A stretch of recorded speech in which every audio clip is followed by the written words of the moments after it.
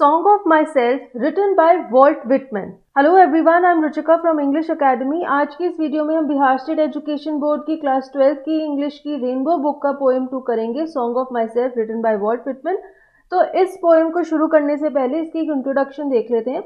Walt Whitman ने 1855 में एक कंपाइलेशन लिखी थी लीव्स ऑफ ग्रास और उसी में ये पोएम दी थी सॉन्ग ऑफ माई सेल्फ. वैसे तो ये पोएम बहुत लेंदी है, हमारे सिलेबस में सिर्फ इसका फर्स्ट पार्ट है और यहाँ पर पोएट अपने बारे में कुछ इंट्रोडक्शन दे रहे हैं, अपने बारे में कुछ बता रहे हैं जिससे हमें उनकी कुछ क्वालिटीज़ पता चलती हैं. क्या क्या क्वालिटीज़ पता चलती हैं वो हम डिटर्मिन करेंगे जैसे जैसे हम पोएम को पढ़ेंगे. तो चलिए पोएम को शुरू करते हैं, इसे समझते हैं.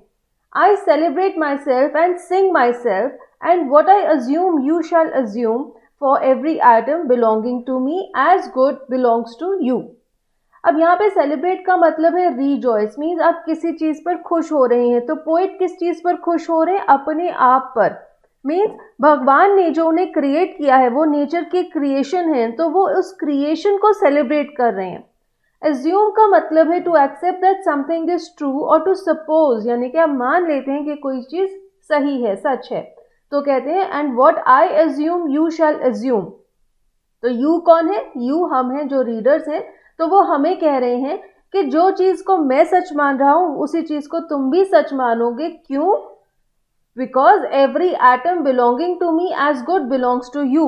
एवरी एटम का यहाँ पे मतलब है कि जो नेचर की हर एक क्रिएशन है जिसने हमें बनाया है वो जितनी मेरी है उतनी ही तुम्हारी भी है. तो यहाँ पर वो एक इक्वालिटी का स्टेटस क्रिएट कर रहे हैं अपने और बाकी सब लोगों के बीच में.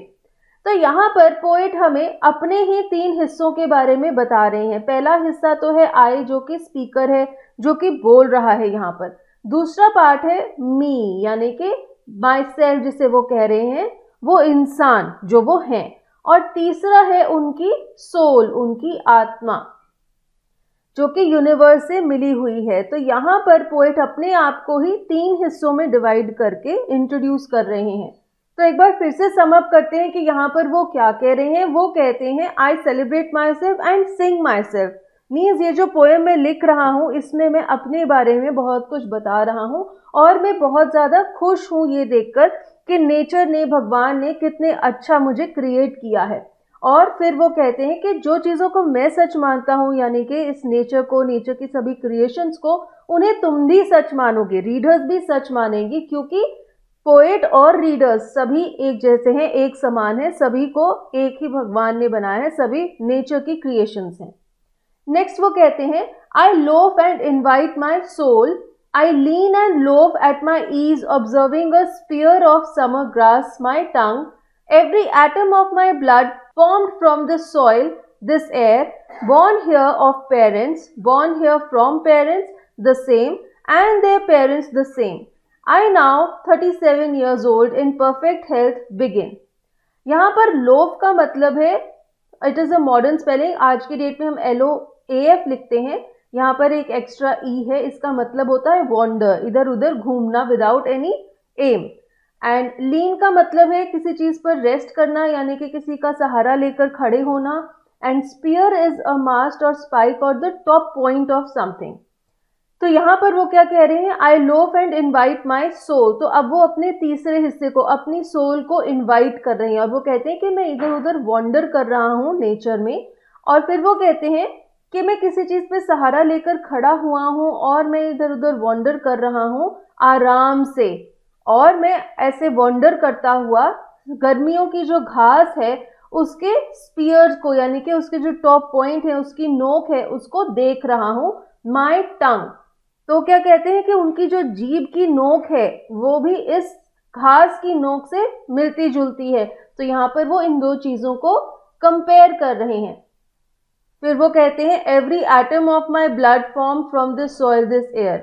मीन्स मेरी बॉडी का जो छोटे से छोटा कण है वो भी इस मिट्टी से और इस हवा से बना हुआ है, वो भी नेचर की ही एक क्रिएशन है. Born here of parents means मुझे मेरे पेरेंट्स ने बर्थ दिया, जिन्हें उनके पेरेंट्स ने बर्थ दिया था यानी कि मेरे ग्रैंड पेरेंट्स ने, जिन्हें उनके पेरेंट्स ने भी उसी वे में जन्म दिया था. तो वो क्या कह रहे हैं कि पीढ़ी दर पीढ़ी जो हमारी जनरेशन्स हैं वो एक ही तरीके से बॉर्न होती आ रही हैं. और फिर वो कहते हैं अब मैं 37 ईयर्स का हो गया हूँ और परफेक्ट हेल्थ है मेरी और अब मैं अपनी लाइफ की जर्नी शुरू कर रहा हूँ। तो इस स्टैंजा में वो कहते हैं कि मैं इधर उधर वॉन्डर कर रहा हूँ बिना किसी एम के और मैं अपनी सोल को इनवाइट करता हूँ, उसे बुला रहा हूँ। और फिर वो कहते हैं कि जब मैं ऐसे आराम से घूम रहा हूँ तो मैं घास के कणों को देखता हूँ और मैं सोचता हूँ कि वो मेरी जीभ के कणों से मिलते जुलते हैं। फिर वो कहते हैं कि उनके शरीर का जो छोटे से छोटा कण है वो भी इसी मिट्टी और हवा से बना हुआ है, वो भी भगवान की क्रिएशन है। और जिस तरह से उनके पेरेंट्स ने उन्हें जन्म दिया उसी तरह से उनके ग्रैंड पेरेंट्स ने उनके पेरेंट्स को जन्म दिया एंड सो ऑन। और फिर वो कहते हैं कि अब वो 37 ईयर्स के हैं और अच्छी हेल्थ में हैं और अब वो अपनी लाइफ की जर्नी शुरू कर रहे हैं। Hoping to cease not till death, और वो कहते हैं सीज का मतलब है स्टॉप, कि वो आशा करते हैं कि लाइफ की जर्नी वो तब तक खत्म नहीं करेंगे जब तक कि उनकी डेथ हो जाती है। मीन्स जब तक वो मरते नहीं हैं तब तक वो अपनी जर्नी को कंटिन्यू रखेंगे। Creeds and schools in abeyance, retiring back a while sufficed at what they are but never forgotten. Creeds are religious beliefs, means आप जो धार्मिक धारणाएं रखते हैं अपने मन में। Schools are systems of thought, means आप ऐसे विचार रखते हैं जो कि आपको कहीं से मिले हैं और आप उन विचारों को फॉलो करते हैं। अबेंस का मतलब होता है सस्पेंडेड या विदहेल्ड, मीन्स अभी आप उस चीज को सोच नहीं रहे हैं, आपने उसे स्टॉप कर दिया है। Suffice means to be enough, कोई चीज जो इनफ है, सफिशिएंट है।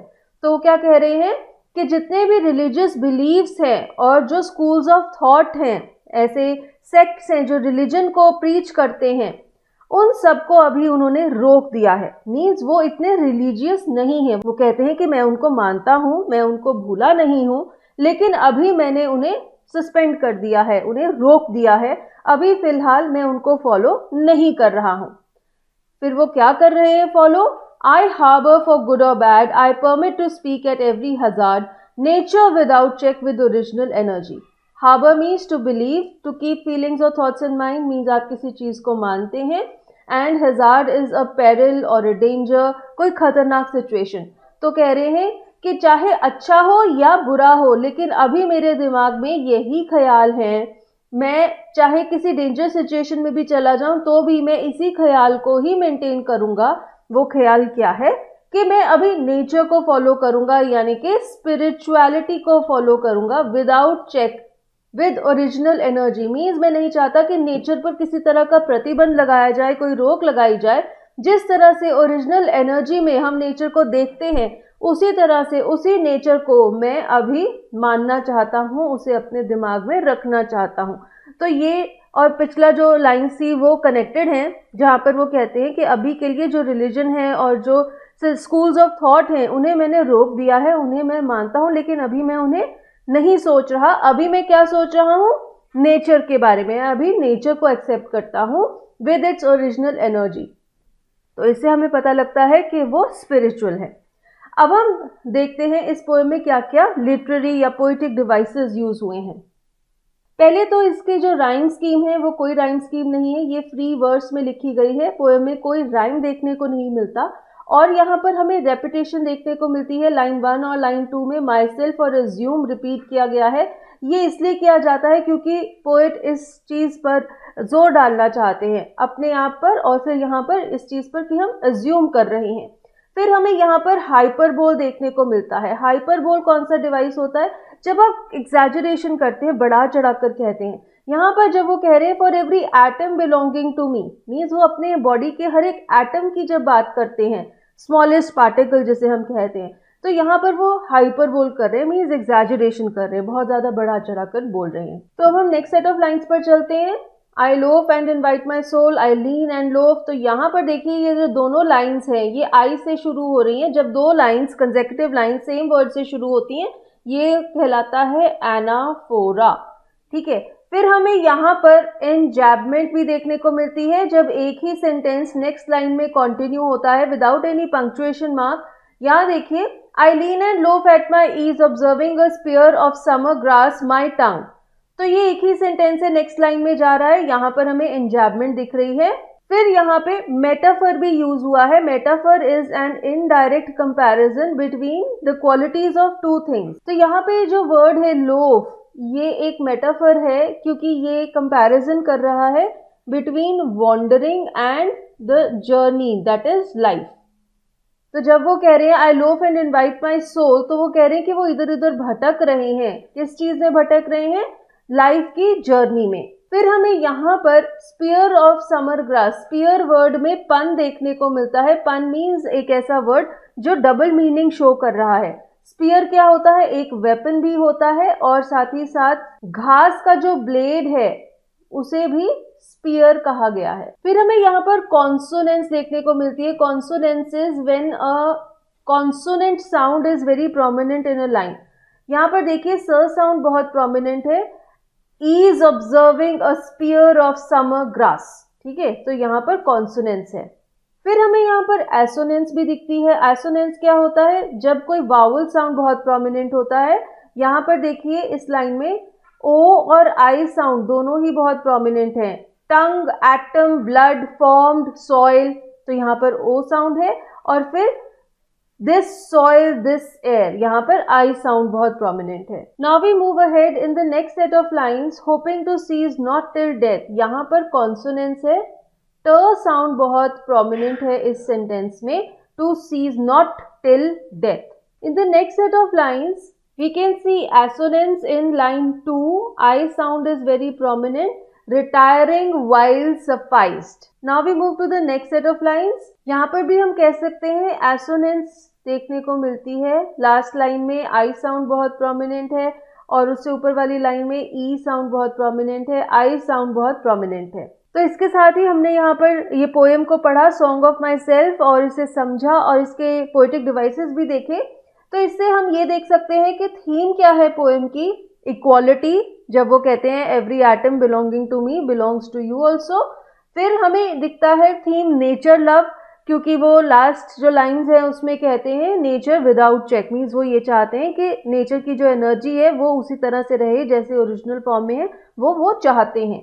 और फिर हमें स्पिरिचुअलिटी देखने को मिलती है जब वो अपनी सोल को इनवाइट करते हैं। तो ये 3 प्रोमिनेंट चीजें हैं, 3 प्रोमिनेंट मैसेजेस हैं जो इस पोएम में पोएट हमें देते हैं। और इसके साथ ही हमारा आज का वीडियो खत्म होता है। अगर आपके कोई डाउट्स है तो आप कमेंट्स में लिख सकते हैं। अगर वीडियो अच्छा लगा तो लाइक बटन जरूर हिट कीजिए। इस वीडियो को अपने फ्रेंड्स के साथ भी शेयर कीजिए और ऐसे यूजफुल वीडियोस के लिए please hit the bell icon and subscribe to the channel. Thank you.